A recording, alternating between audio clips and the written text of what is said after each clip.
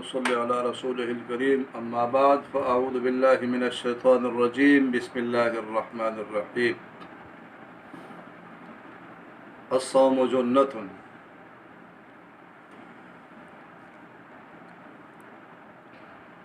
معزز سامعین کرام،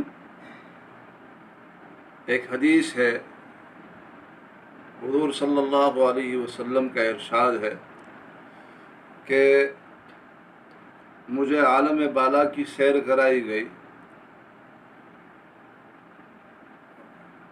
اس میں آپ صلی اللہ علیہ وسلم کو جنت کے مناظر بھی دکھائے گئے، جنت بھی دکھائی گئی، جنت کی نعمتیں وہ بھی دکھائی گئی، جہنم بھی دکھائی گئی، اور جہنم میں کے عذابات بھی آپ صلی اللہ علیہ وسلم کو دکھائے گئے۔ طویل حدیث ہے، حضور صلی اللہ علیہ وسلم کا ارشاد ہے کہ میرا گزر مختلف قسم کے لوگوں پر ہوا۔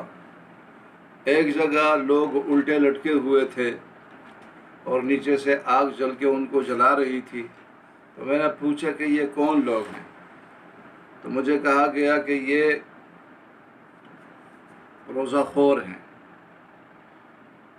حضور صلی اللہ علیہ وسلم نے اس ارشاد میں روزہ خور کی سزا کی ایک جھلک بیان فرمائی ہے۔ ایک شخص جب روزے کے تقدس کو پامال کرتا ہے اور اللہ تبارک و تعالیٰ کے حکم کی وہ نافرمانی کرتا ہے، تو اللہ تبارک و تعالیٰ نے اس کے لیے طرح طرح کے عذاب تیار کر رکھے ہیں۔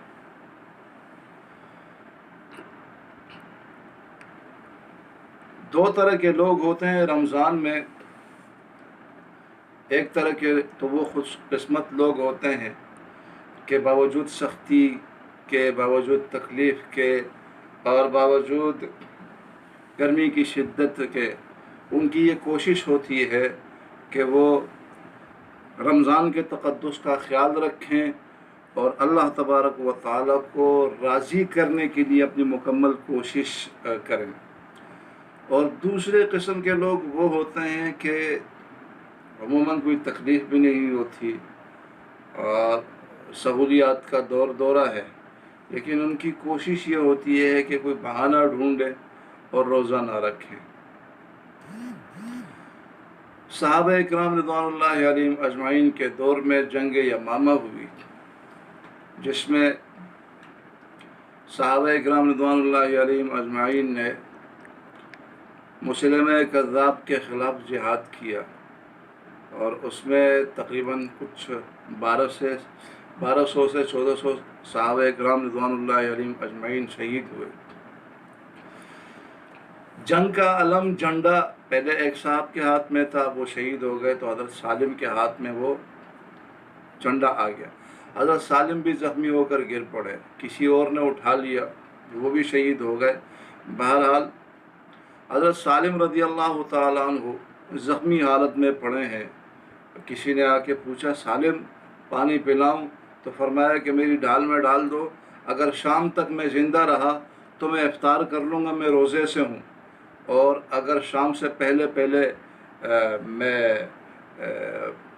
اللہ تبارک و تعالیٰ کے حضور پیش ہو گیا، میری موت واقع ہو گئی، تو پھر اللہ تبارک و تعالیٰ کے ہاں میں افطار کروں گا۔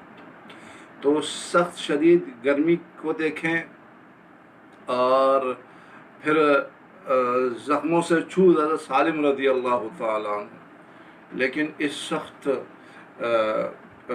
گرمی میں، جنگ کے عالم میں اور زخموں کی حالت میں بھی حضرت سالم رضی اللہ تعالیٰ عنہ نفلی روزہ نہیں توڑ رہے ہیں۔ اور یہاں عالم یہ ہے کہ فرض روزوں کو کھانے کے لیے، روزہ خوری کے لیے طرح طرح کے بہانے ڈھونڈے جا رہے ہیں۔ عبداللہ ابن عمر رضی اللہ تعالیٰ عنہ کے بارے میں آتا ہے کہ مکہ مکرمہ سے مدینہ منورہ کا سفر کرتے، یہ 8 دن کا سفر ہوتا تھا، تو حضرت عبداللہ ابن عمر رضی اللہ تعالیٰ عنہ مکے میں سحری فرماتے اور وہاں سے نکلتے، 8 دن کا مسلسل سفر کرتے اور 8 دن میں کچھ نہیں کھاتے، افطار جا کے مدینہ منورہ میں کرتے۔ تو صحابہ اکرام رضوان اللہ علیہم اجمعین کا जज्बा देखें कि नफल रोज़े का भी इतना अहतमाम किया जा रहा है। अब्दुल्ला इब्न उमर रज़ियल्लाहु ताला अन्हु 8 दिन तक मुसलसल न कुछ खा रहे हैं और न कुछ पी रहे हैं। तो ये मिसालें हमारे सामने मौजूद है सलफ़ की और इसी तरह साहबा इकराम की, ताबीन की, तबे ताबीन की, कि उन्होंने इतनी सख्तियों में रोज़ा रखा। और अगर कोई बदबख्त रोज़ा नहीं रखता या जिस तरह के आजकल की सहूलियात हैं, उन सहूलियात के बावजूद भी वो रोज़ा नहीं रखता, तो अल्लाह तबारक व तआला के कहर व गज़ब का शिकार होगा।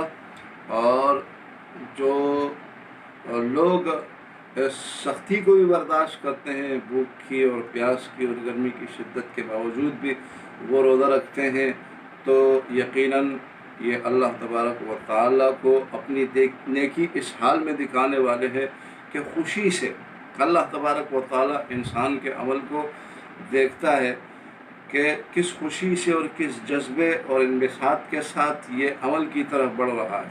तो यकीनन अल्लाह तबारक व तआला उनको नवाजेंगे। तो जो लोग राहत के बावजूद भी रोज़ा नहीं रख रहे, उनसे दरख्वास्त है कि इस महीने के तक़द्दुस को पामाल ना करें और अल्लाह तबारक व तआला को राज़ी करने की मुकम्मल कोशिश करें। व आखिर दावाना अनिल हम्दुलिल्लाहि रब्बिल आलमीन।